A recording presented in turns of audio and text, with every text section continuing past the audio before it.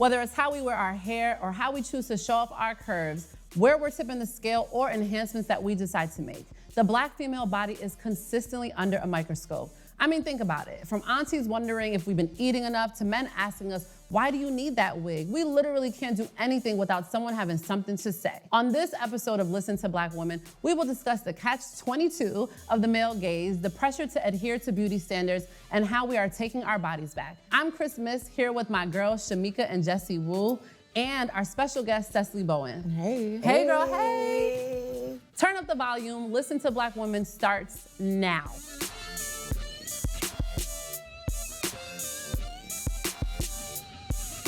Whether you realize it or not, I think everyone can relate here. Let's be real, when it comes to Black women, criticism can come from any form, at any place, at any time. It's the reason why things like the Crown Act even exist. It's the reason why slender is sexy on Kendall Jenner, but cringeworthy on Coi Leray. Which brings me to the question of the day. Why does everyone feel so comfortable criticizing Black women's bodies? You have to remember that a lot of people don't see Black women as human. Mm-hmm. For a lot of people, Black women are symbols of things. We are ideas. Yes. We are not actual human beings. And a lot of the history of Black women and Black womanhood, at least in the United States, which is a very limited history of, Black femininity itself, is rooted in our bodies and what our bodies have been able to do and what our bodies have been able to produce. Right. So from, a kind of historical perspective, I think a lot of it starts there. From a common sense perspective, it's because people don't know how to mind their business.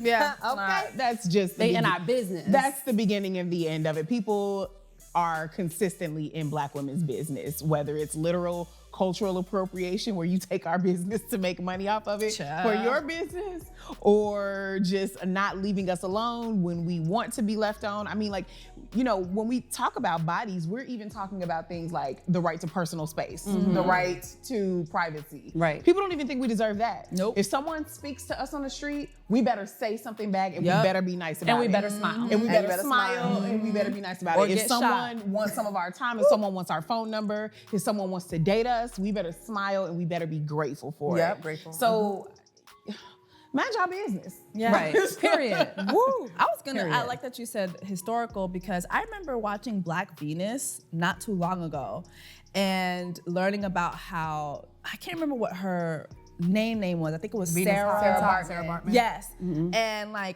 she was put in a cage, and she embodied the Black woman's body. She had the hips, she had the figure, she had the look, but they treated her like she was a freak. They put her in a cage and they would take her around the country and have white people, gaze at her and throw things at her and say nasty things to her and do nasty things to her as well. And I just feel as though it's just been historic, like you said, for the Black woman's body to be something that's always criticized, right? But then also, the Black woman's body is the standard. Talk about it. Because the same way they would put her in that cage and they would belittle her for having that body, those women wished they had that body. Those men that were, treating her like a beast, they wish they were sleeping next to that body every night. The Black woman's body is the standard, and fast forward to now, like you said, the Black woman's body now, it's so popular to have the Black woman's body but not have the Black woman's experience. Yeah, and taking it back to the historical aspect as well, modern gynecology was also founded on Black women's bodies and experimenting on our bodies, because they thought that our threshold or our pain threshold was more than other And they still think that. races. And they still think that. And because of that, they experimented on us. They experiment with our bodies. They took our bodies and did things with it. Since the dawn of time, Black women's bodies have always been kind of not our own. But ironically, the prototype. Yeah. The standard. Obsessed. Yep. And till this day, just how you said with Black Venus, her body was the exaggeration of a Black woman's body. Now we're seeing all these other races of women getting an exaggeration of our bodies. And when they do it, they're not sexualized the way we are. They're not belittled the way we are. They're not chastised the way we are. There's a freedom when they do it. And they even go to the point where they take our skin tone. Like they paint themselves. It's not even tanning anymore. It's like, you getting the chocolate special, sis.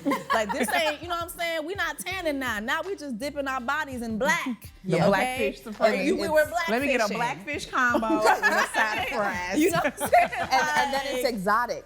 Right, and then it's exotic now. So me, who I am the definition of exotic, because I was shipped over. Yeah. Okay. I'm not from here. Right. Now I'm not exotic. Now it is those who are my replicas who are purchasing the parts of me that God gave me. They are the ones who are exotic. And so yeah, it's just really weird. It's so many, I have so many emotions when it comes to my body and other Black women's bodies. And I think just to sum it up, it is the most sad, weird experience.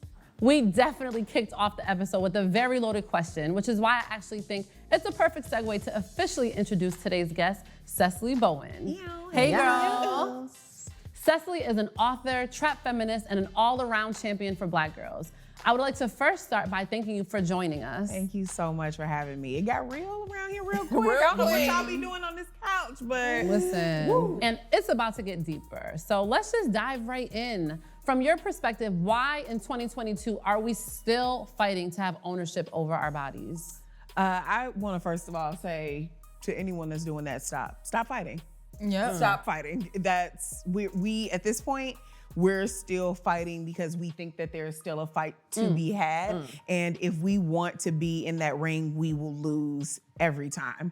And honestly, like that's why I think it's important for women, and especially Black women, to claim ownership of their bodies in whatever way that looks for them. I don't know what everybody's journey is with their body, the specific work that they need to do, but I think that that is so critical to just even being able to go to sleep at night. It's truly a never-ending cycle, and so I do think that, you know, I can't put an answer as to why the fight exists, because honestly, I don't think that's our business. I think that that is a problem that exists from outside of us, and I don't think it's our job as Black women to try to fix it, because all we have to live in it every day. We have to every day figure out how we go forth and live our lives and do our jobs and be parents and be spouses and be sisters and mothers and everything else with this. And I think it's other people's problems, how they perceive us. But let's not act like we don't know how we got here. Society has made it very clear what the standard is, what the ideal is for the Black woman's body and for bodies, period. Because nowadays, white women are getting the surgery to look like Black women, and now Black women are now trying to emulate this type of like Kim Kardashian surgery, plumped up like features and all of this stuff. Instagram face is It's what like they're calling Instagram. it. That's what they're calling Instagram it. face. No, there's actually been an article in the New Yorker about Yeah, it's called Instagram face. And it's like when you think, and when you stop and when you think about it, it's like these women were taking our lips, taking our features that were deemed not attractive on us, and now they're super desirable on them. And now we're trying to emulate it. And it's this never-ending cycle of trying to live up to the male gaze. And I also think that this is a conversation, any conversation that you have about beauty and bodies is also a conversation about access and privilege. Because the truth is that whatever you can do to your body is what you can afford to do to it. And so when we are talking about what Black women look like, we are literally having a conversation about what we think they're worth versus what we're perceiving them to think that they are worth themselves. And that's major key. The real issue is that no one wants Black women to set their own price. And I don't mean that monetarily, but just in everything. In everything. Black people do not want Black women to set their own value, to have their own standard for what their beauty is worth, what their bodies are worth, and to have access to it. Everyone else wants to be able to set that price for us. And so to see Black women making these decisions that can change the way we look is a slap in the face to people who do not think that we should have that power over for ourselves and for our own bodies. Or like you said, that access. Because Black women, we shouldn't have enough money. Plastic plastic surgery. That's why it's ghetto now. Right. Yeah. Because like, oh my God, all these black girls are doing it. Yeah. I definitely think that points were made, but there's levels to this, whether it's societal pressures or just flat out racism. The standards that black women are expected to meet on a daily basis are extremely taxing, mentally, physically, and emotionally. And honestly, we really need a second to break this down. Let's get into the nitty gritty. All right, so I have a question. Let's start with this. Why don't we see freedom when we see a woman with a BBL or plastic surgery? Who said that? Who don't see said freedom? that? Who said that? The street said that. What do we hear? Because what do we hear? If someone has a BBL or whatever she has done to her body, right?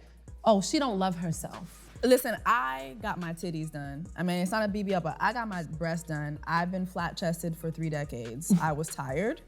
But what's funny is I always wanted titties, but I wanted to get titties when I felt I could get titties and the titties wouldn't get me, okay?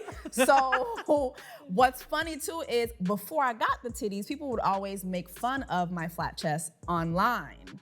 And then when I got the titties, it was, oh, she doesn't love herself. Oh, why'd you have to go do this to yourself? You didn't need that. I know I didn't need it, but I had the point. And you I had wanted the it. point. I wanted it. I had the mind frame, which is, since getting my titties, nothing in my life has changed other than my shirts feel better, like my clothes does fit better, but it hasn't done anything to me mentally. It hasn't changed my finances. It's just, I wanted some titties.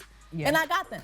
And I was free to get them. And so when I see anybody doing something to their body, that's not my first initial thought. And I think that anybody who says that is, number one, jealous because they're not the one getting the BBL. Even the men out there making all those comments, they're jealous that they're not the ones getting the BBL. And number two, you too busy worrying about what somebody else has going on with their body. Mind your business. Yes. Mind your business. I would also add that just because you do not see freedom does not mean that freedom was not had. Okay. That is the beginning also and the end of that. Like, because also those same people are double tapping those BBL girls on Instagram, or they're double tapping women who maybe do not have BBLs, but look similar, but who look like they have them. And so that is, I cannot express this enough. We cannot live in a culture that continues to prize and uplift a very narrow body image, while then shaming other people who either don't have it or who get some type of procedure to fit into it. If we're not gonna question why we're so focused just here, I don't want to hear it. Right. Period. Keep it to yourself. Talk to God. Talk to your mama. Don't talk to me. Don't talk to me. Don't talk to me about it. Ask your mama why she was wearing that tight ass girdle up in church every Sunday.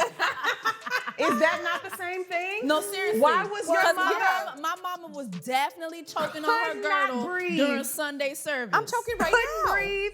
Couldn't Like, shout. right now. God himself could not get to her through that girdle. I'm telling you. Listen, But it's now all, I have the freedom to get the fat removed should I get fat. Amen. Speak on it. Okay? I got and options I am now. free from the girdle. Listen. But the real tea is that a confident black woman is a threat, because when we're not confident in ourselves, what are we doing? What are the things that we're doing? We're allowing other people to set the standards for us. Exactly. We're being followers, we're not being leaders. We're but being when a exploited. woman, we're being exploited and Yeah. we're not speaking up for ourselves, Yep. right? So when a black woman says, hey, I'm part of the itty bitty city committee and I love it, Right. or I don't like it and I'm gonna go get my boobs done. We cannot win for losing either way. So like back to what you said, why fight? There's no winning. So Shamika, I have a question for you. Yes. How are black women taking our bodies back? I think the way that these ladies have so eloquently stated is to just not fight this fight that we just don't really need to be in. There's no winning. No. There is no winning. The fact of the matter is that we're just fighting to fight, and then they're just making it a spectacle game. It's like the Squid Games now, and it's like we're just part of it, and we just don't even need to be a part of it. And you can't win until you really accept that there is no winning and you just step out of the fight. Right. You just step out. Yeah. That has been freedom for me, I think, especially as a fat black woman, because that's a whole different layer of caricaturization, like over sexualization. I mean, there are comedians, Eddie Murphy, so many that I could, Tyler Perry, like these are men who have built these massive careers literally on the backs of fat black women, right? So like true. For basically like caricaturizing us. And so essentially for me at least, I had to get to a place where I am in commune and in community with my body. And it's really like that kind of like sacred, and I won't even say it's sacred, but it's just mine. That is the truth of it. Honestly, like I know we've had a lot of conversations about like, hey, you know, how black women's bodies aren't our own. And I will say the perception of black women's bodies, the story about black women's bodies, the perception of black women's bodies, we don't own that. Unfortunately, we do not. But like we do own our own bodies. And the sooner we realize that, there's freedom on the other side of living that truth. And it might look different for every single person, but there's absolutely freedom there. Yeah, and you live that. I have to say, period. Like, I remember I hit you up and I was like, hey, you want to write an article about, because your name is Fat Black Girl. Yeah. And I was like, that's bold as that's how, you know what I'm saying? But that's like how the you fact out. that people think that that's bold is, because it's so interesting that like the word fat, especially to call yourself a fat black girl, like I do, it's so like, it makes people flinch. Yeah. And I'm like, I walk in the room and y'all see that I'm a fat black girl. So why is it that when I say because it, saying it out loud, what is like, it? Yeah, like what is it uncomfortable. about that?